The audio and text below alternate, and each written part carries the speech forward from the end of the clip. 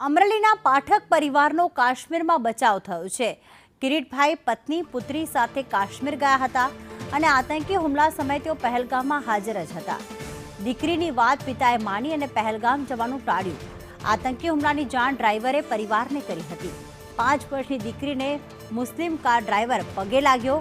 કિરીટ પાઠક એ નાયબ મામલતદાર તરીકે ફરજ બજાવે છે અને તેમની 5 વર્ષની દીકરીએ તેમને ના પાડી કે પહેલગામ નથી જવું, જેના કારણે તેમનો જીવ બચી ગયો।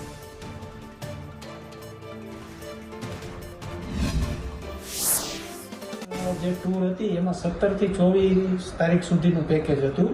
એમાં જ્યારે આ બનાવ બન્યો, જ્યારે પહેલગામ જે આ હુમલો થયો મંગળવાર 22 તારીખે, ત્યારે અમે પહેલગામ જ હતા અને 12:30 પોણા એકે અમારે ત્યાં ઉપર બાઈસરન જે વેલીમાં જ્યાં બનાવ બન્યો ત્યાં જવાની અમારી ઈચ્છા અને અમારી યોજના હતી। પરંતુ અગાઉ અમે કાશ્મીરમાં 4 દિવસથી ફરતા હતા।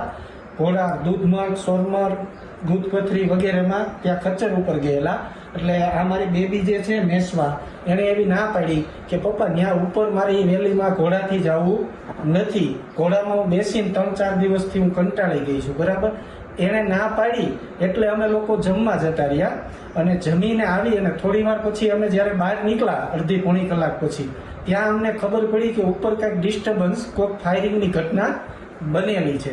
એટલે જો અમારી બેબીએ ના ન પાડી હોત અને અમે ગયા હોત તો જ્યારે ઘટનાનો સમય હતો એ જ સમયે અમે ત્યાં ઉપર હોત। એટલે ભગવાનની દયાથી અને અમારી દીકરીના આશીર્વાદથી અમે બચી ગયા।